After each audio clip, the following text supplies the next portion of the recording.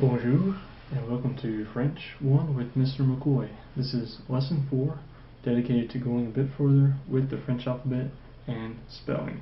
Now, as was the case in Lesson 2, our functional goal for this lesson is for you to be able to write down words that are spelled out for you using the French alphabet, and also to spell out words for others using the French alphabet.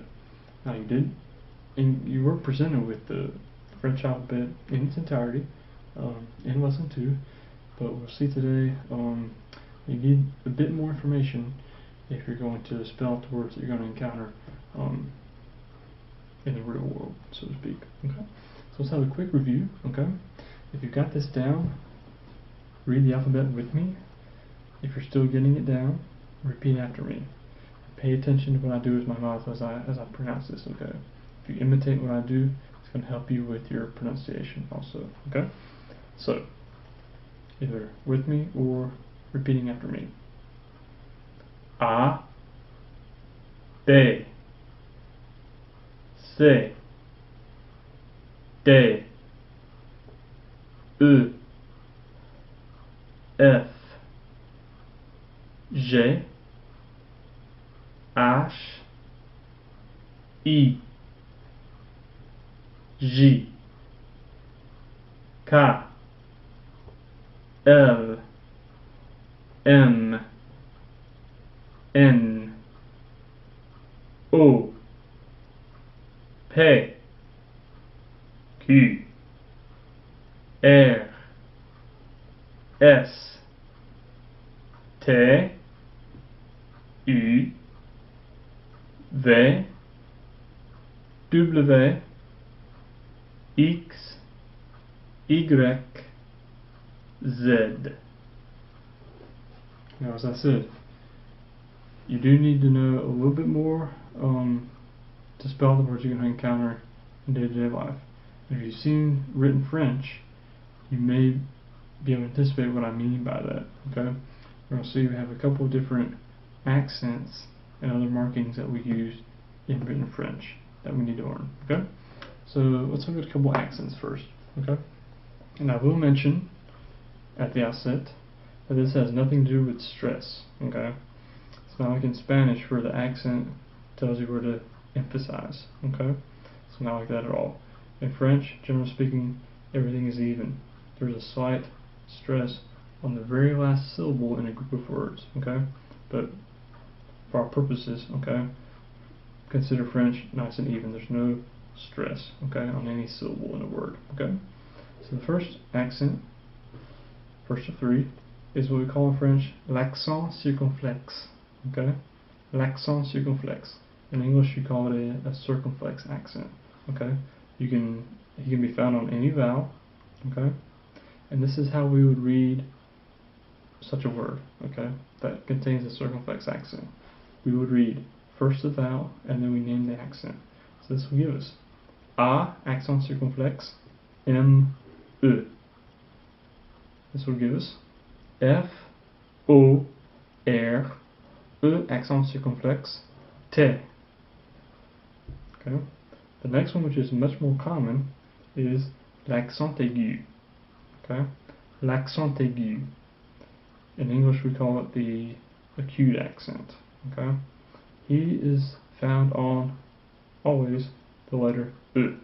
Okay, no other vowels. Okay, so again, we name the vowel, in this case always E, followed by the type of accent. Okay, this will give us A, M, E accent aigu, R, I, C, A, I, N. So will be read C, A, F, E accent aigu. Okay.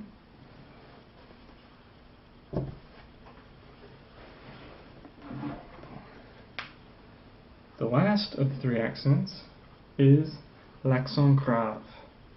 L'accent grave. Okay? This one's going down. Okay?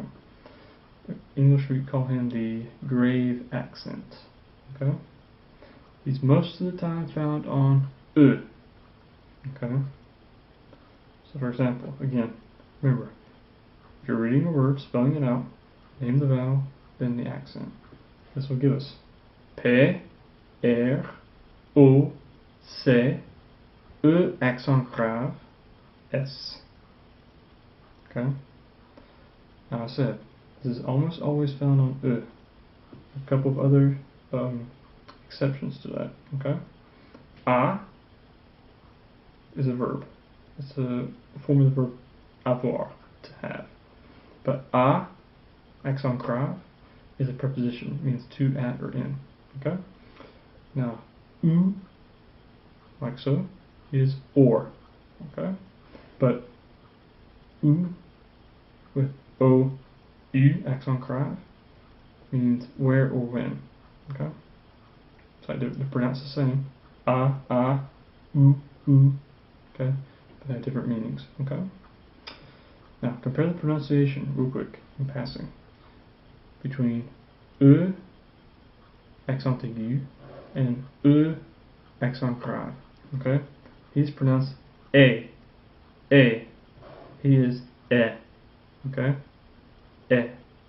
So we have E, E. Okay? As I said earlier, these are the accents that don't have any effect on the pronunciation. Okay?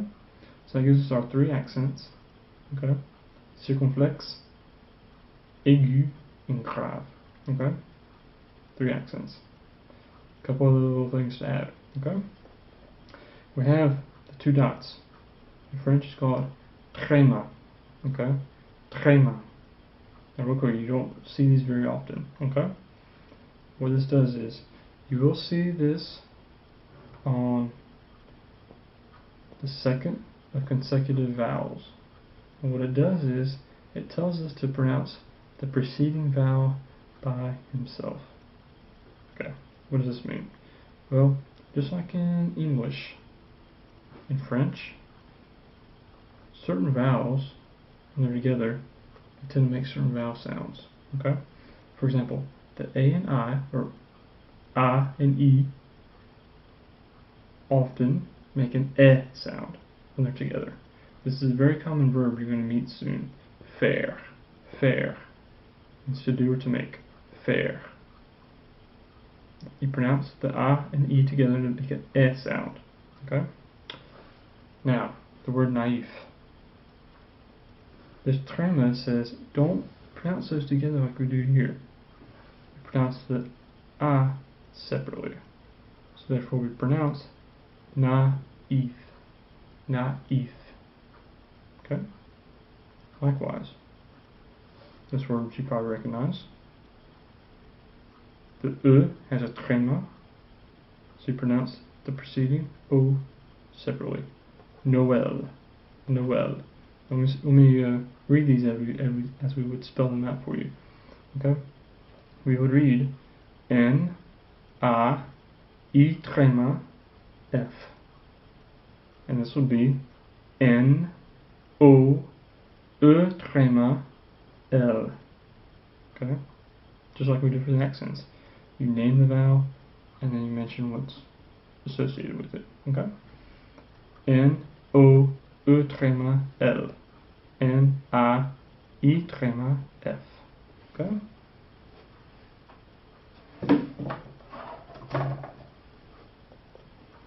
Couple more things. This is what we call a Sadie. Sadie. It's like a little hook, maybe a little tail, maybe. Okay? We can only attach him to a se in French. Okay?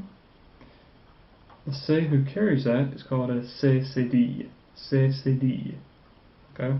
So for example, français, the French language. Okay? Français. We would read F, R, A, N, C cédille, A, I, S. The word façade, which we borrowed into English, would be read F, A, C cédille, A, D, E. Now what does this do? Okay? We can write a C cédille before an A, O, or U. Okay? A, O, or U. It tells us to pronounce that C, or the C, soft, like an S. Okay? Long story short, your rule is, if you write a C, a C in front of an A, O, or U, it has to be pronounced hard, like a K or K. Okay? Okay? That Sadies makes it soft. Okay? So you pronounce français, like as if there was an S there. Façade, as if that were an S. Okay? Or an S sound. Okay? So that's your CCD. CCD. Again, F-R-A-N-C-C-D-A-I-S. F-A-C-C-D-A-D-E. One more thing I would put out that your book doesn't mention. Okay? One other thing that happens sometimes in French, as in English, you have the same letter twice in a row. Okay? Now in English you would say, obviously, P-I-E-R-R-E. Okay? But we don't actually do that in French. Okay? If you've seen lesson 5, you know the word for two is deux, and we use that here. Okay? So pierre, the word for stone. Okay? I would spell out P-I-E, and I would say deux R-E. Okay, I'm really saying P-I-E, two R's, E. If that makes sense. Okay? I would spell this out P-I-E, deux R-E. Okay? Likewise, chat, female cat. Okay? Back-to-back T's. I have to spell this out. C-H-A-2-T-E. Okay? C-H-A-2-T-E. Okay? Hope that makes sense. That's all there is for accents and other spelling nuances in French. Hope you enjoyed that. Merci, and au revoir.